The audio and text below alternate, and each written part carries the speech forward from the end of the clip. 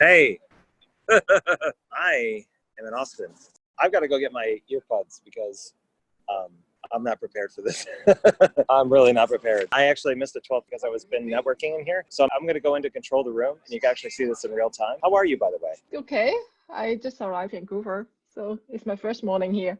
It's a different background for you. I'm used to like the white with everything else, and now I know. you've stolen some time away from the locker room, like you're not there. Here is like this space where to control the room. Ooh. So we're actually going to be doing what the hell happened last week, this week. What happened? Well, maybe you should rethink that. What the hell happened this week, that last week, or so on. But now I am forced to look at your screen, so there's going to be no more surprises than you did last time. I actually know that it's just going to be the two of us talking. Oh. I'm going to take you in, okay? So hang on a second. Yeah. All right. Here's another. Oh, hey, Sandy. Hey. How you doing? Good. How are you? I can't hear anything. You look great. Love the hair. Thanks. All right, keep going. Okay, so this is the control the room area. Everybody here. Okay. It's almost like I could do the networking for Very you. full.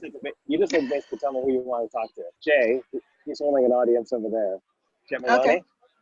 there. That's him. Oh, you recognize you here. Yeah. Oh, you know Sandy. There you go. Let's see. Want to meet Johnny Stay? Yeah. Hi. No. It's Germany. Yeah. All right, go ahead. You do what you're doing. I'm just saying. I can go to the folks in Europe and see anything over there. Oh, there you go.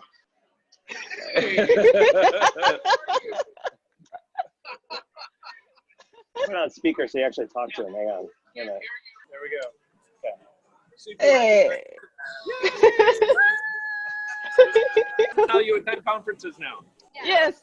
Have a chauffeur to drive you around. This is the budget version of the conference. So remote networking. That's great. I get a stipend for a thanks to basically bring everybody. Sandy's first, then it'll be other people. Oh, that's awesome. You have a fan or two at Mural, just so you know. That's awesome. Well, thanks for saying hi. Good to see you. Yeah. Good to see you. Look forward to collaborating again at some point. Yes. Of course. Robert, why do you like Think Wrong? All right. So, Why do you like Sandy, I'll do this. Yeah. I'm talking about this book called Think Wrong by a man named John Dielenberg, and I'll tell you all about it. So, Robert, tell me about Think Wrong. And these lovely people here about Think Wrong. Why should we think wrong? So there's wisdom in trying to find the optimized path on what you're supposed to be doing. And what this book basically posits is that what if you decided to go the opposite direction with an open mind, thinking that you probably will do the wrong thing, but you may learn something on the process. There's more learning and failure than anything else. So this book is basically a litany of different explorations into how to do something the wrong way, or to do something countershot, but also to do things like moonshot, where it's like you take away your biases, you take away your hesitancy, you just try it and just see what happens with it. I love that. Yeah. It's a I very like the pitch. yes. So I did an internship with him when I was in my 20s. So he's somebody that you never be able to please, but you'll always be able to ask interesting questions to. And he has to be captivated in the morning. Absolutely has to be captivated. Not he is. So yeah, this is one I would say check out. Consider. Sounds like an anti-perfectionist. That's what I was just gonna say. I'm gonna buy that because I'm a perfectionist and I'm trying to let go. A lot of this stuff is online too, so you can check this stuff. Good. Let's see. I know that Lee Duncan from IBM is that big. Oh yeah. He's probably talking to somebody else. There's Daniel Stillman. He doesn't know me. Every time I try to talk to him, he has this face like, hello. Who's this guy? How are you? Yeah, so good. Oh, they're gonna go this way. And that's been my reaction to Daniel Stillman. Just that's all I'm talking about. Fine. Do you know Douglas Ferguson? Yeah. So yeah, here's Douglas.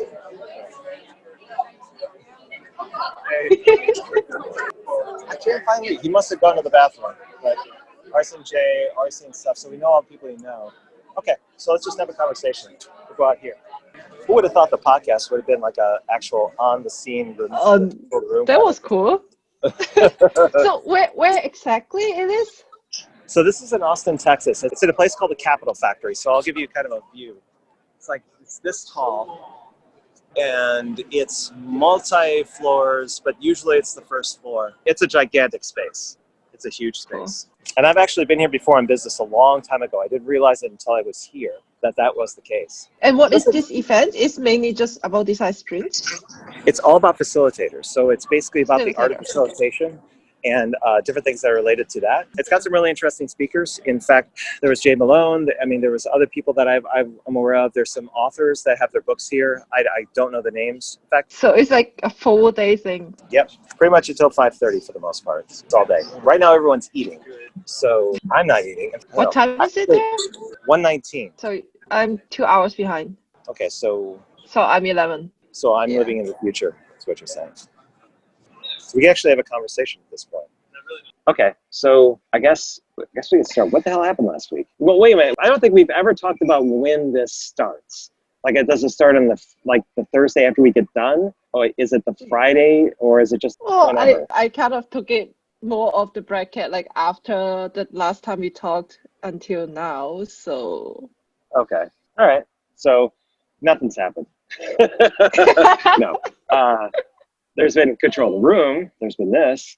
I mean, there's so many things that happened last week that are non-design sprint related. Like, our president in the United States got acquitted yesterday by one of the bodies of branches of government, which was largely seen here in the States as being the death of checks and balances, which is pretty interesting considering that it was pretty blatant that the guy broke the law. So there was that in politics. In terms of things that were happening in our world that we deal with, there's been a lot of, like, Control the Room has been dominating my attention for a while, just because of everything, all the updates that have been happening. With the GVDS, I've been delaying the registration. It was supposed to happen on Monday. I'm fiddling with the logo, which I know I shouldn't, but I just wanted to see if it would do a variation, because I had this idea around potentially doing what we had discussed last time and setting up some hubs or representatives in different countries that basically could do a local event that would benefit their business or benefit their brand. They wouldn't have to pay for their attendee fee to do so, but they would be organizing something local that would be GVDS related, make people aware of it, maybe meet them in person before they sign up, and potentially do some projects that are local to their area. So that in a way, it's meant to someone out of the virtual realm, but put it in front of people so that there's somebody that actually says, okay, this is what it's all about. And I figured that there was some sort of incentive rather than saying you get a discount. So if you're going to do that extra work, then just come on in and don't worry about the payment. Just let people know about the event and see if it's something that interests them. But what does it have to do with the logo? Doesn't have to do anything with the logo. I skipped.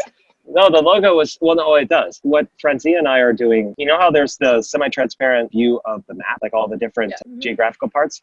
The idea that we had was if we were going to do like a GVDS Germany or a GVDS like Hong Kong or something that was local to a city, that transparent would actually be an outline of the area, or it could be like a symbol that corresponds to that, so that the logo reflected a dimension of the event that was customized to a locality. That makes sense. Or something where it could be like a company logo. We don't know, but we're going to try variations out and see what makes sense. When we went back to the original, because the variations I did crap, the original logo is still probably the best one, but let's do variations to see if there's any traction with people around doing something local to where they are, and not necessarily just saying, you know, sign up your friends. This is more meaningful because, say, like Design Sprint Studio, I would love to drive traffic to Sabrina's business to let them have people more aware of what's going on, but using the GVDS as a vehicle to kind of open up that conversation. So that's not just the talent sprint that they're doing, but it's another it could be another way of finding network contacts, business leads, and so on. That's probably what's driving me more than anything else. Got it. Well, one thing that actually happened to both of us was the Design Sprint Mastery. That's true. I forgot about that. So the Design Sprint Mastery session we did on Tuesday, correct? I don't remember. I'm all totally messed up after my flight. We're completely doing the part of the show where we can't remember a damn thing that happened. Like, what the hell happened? Yeah, we'll say it's Tuesday. I'm pretty sure it was Tuesday. So that was basically looking at how each of us saw how we can be recognized for what we do in somewhere where it makes sense, and what kind of actions do you need to take to not only continue that impression that you're very well versed in what you do, but that you force for continual learning and kind of documenting learning curves and things like that. So yeah, that produced a really interesting framework that, if nothing else, you could just say, okay, we're going to do Design Sprint Mastery now.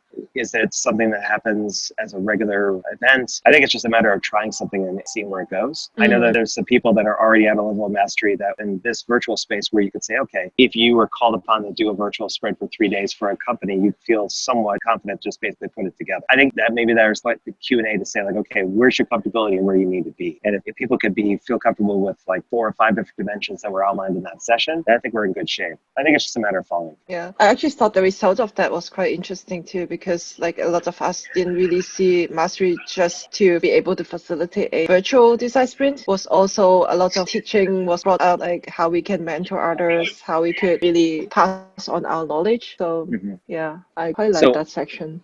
So is it like what's happening here in the controlled room where it is about facilitation, not necessarily virtual sprints? Because the focus was on virtual sprints for the discussion that happened on Tuesday, but what you're saying is that it took on different dimensions of how people do their work. So maybe virtual design sprinting is just one facet of several different things that somebody can do. It's like Suzanne Childers or Nora Scully are familiar with the process, but their bread and butter and where they really thrive is like in-person facilitation of doing those things. So right. I also thought that the idea of like, are we really mastering the virtual design sprint or just the design sprint? Because that actually was 2 different skills to me. Yeah, facilitation is one. The actual understanding the format and the framework is another. The side of me that says you just have to basically try it to see what sticks is pretty much starting to take over my thought. Because I could stay here all day and think of like the dimensions of it like we did, but like the referral network, I mean, that went through 3 different design sprints. There's plenty of information there. It's just a matter of executing and putting time behind it. That's really all I have to do. What's stopping me personally from doing it is trying to get all of those awards out from November. Just odds and ends that kind of deviate from things. I just have to set some solid time to say, okay, I got to concentrate on this and get that done. It just amazes to me every single time that I see that, because people, when I meet them and control the room, they'll say that they know me from my LinkedIn profile. So when they see this, they're like, hey! So they go, the eyes go from the eye and they go to the hair and they go to the eyes like that. It registers really fast with them. I don't mind it. It's just, I realize it's like, yeah, if I was somebody who was really concerned about my hair color, I'd be this close to dyeing it. But that's the whole reason why I dye my hair blue. You're saying you're in your mid-50s. Is that what you're trying to communicate? No, but I have gray hairs. Well, come on now. I got them in stock. You have them on order. There's the difference. It's not the same thing. It's like, yeah, I can relate. I got 1 or 2 that I'm covering up with neon blue. It's okay. You don't need to relate, Sandy. It's one of those things where you really shouldn't relate. You just go, my hair gets confused. It really doesn't need to grow gray hair. It's just a lot of people actually dye them the whole hair gray too, so it's just a new style. No, yeah, new style. A new style in and of itself. I mean, I could paint my shoes red and that could be a style, but it's going to be unique probably to me if I really want red shoes. But anything else that happened last week of note? There was an announcement today by AJ&Smart about Jonathan being the person that's going to be facilitating a in-person workshop in March in Germany, I think it was. Did you catch that? No. There was a promotion from AJ&Smart saying that he was going to be the person that does the facilitating now. And the only thing I could think of when I saw, because they've been building it up for the past 2 or 3 days, the only thing I could think of was like, where's Dee? Where's Dee? He did this. What? No, where'd she go? And nobody knows where she went. The last thing that people know is that she went on an motorcycle trip to California. She disappeared. Nobody knows. So, yeah, more power to them. They think that's something that people want. It was interesting to see that. I think he hasn't really facilitated any design sprint for a while. Maybe he occasionally goes in 1 or 2, but I think most of the time AJ&Smart, the design sprint they do there is facilitated by the team, not really him. Yeah, they usually have a dedicated group that kind of does that. It's a curious thing. One thing that's going to be happening here at Control the Room is that Lee and his partner are going to be doing cyber physical design sprints. They're going to be presenting on that towards the end. So that's something I'm keen to kind of check out and see what. Oh yeah, I saw that on LinkedIn. I didn't know about this control room thing. I said, I need to be there. I'm so interested in the topic. And then Lee said, let's just have a one-on-one. It's going to be in Austin. Yeah, see that you schedule it now, and you see. That's the thing about you, Sandy, is that you aren't overt in terms of like what your plans are, but one way or another, you figure it out. It's like, okay, now I can plan and scheme and do this and do this and got this and do this. And look what happened. Now you are actually able to go to Control the Room and see people through a phone and never have to leave the house. Yeah, that's so awesome. Didn't see Lee there though, but yeah. Yeah, I actually see Lee through the glass now. I can see from my vantage point everybody over the Capitol Factory kind of assembling again. They're going to be going into the new session. I could stare through people through the wall, but it would make them feel really conscious, I think. Yeah. Listen to me straight. We're sitting out here and we're just putting the phone there. So it's like, okay, you didn't pay your money, Sandy, but you could just sit there and you could watch things. You could see Daniel Stillman, not hear him, but then watch everybody. Like take a seat and then put my phone like right on the seat. Yeah, no, I'm just, yeah, oh, I can do that. Let's do that. Right now, I'm just trying to see if anybody's paying attention to the glass and they're not. Yeah, I wonder if I put my forehead to the glass like this, if people will actually like stop and stare, especially if I stay in one place. No, then I pay. Nobody's reacting. Nobody's reacting to it. Oh, hey! Well, I was corrected, One right? person. Yes. Well, if it's Haley, then it makes sense, right? One of the most positive people we know. So, how about this? We can end the podcast. I'll go in, and you can actually listen to Daniel Stillman a little bit. Should I walk right in front of him and just put the phone right in front of him to see how he reacts? Let's do that. We're like crashing everything. Oh yeah, we're gonna crash it. Yeah, just see, right when he starts. Maybe I can do it while he's getting everything together. Oh no, Daniel, no, don't speak. I can't do it. To derail things, it just magically works. And when you find those people, it's important to keep them close to the ear. And for me, Daniel Stillman is one of those individuals. And I wonder if he's like that with everyone because he's just amazing. And so, Yeah. Daniel, I started. facilitation hats. Oh, that's so cool. Yeah, people think that I'm actually screwing to take a class at work and you just record it. Okay, so I'll sign off. Sign off for Douglas. Well, we do a podcast about what the hell happened last week. So this is, we decided to record while I'm here so she can meet other people like you. All right, Sadie, we're going to sign off. Dialogue. So Here's all the cards. Let's lay them out on the table. And who's I'll talk to you later, okay? So I think this is a story for me about what we do as facilitators. We design the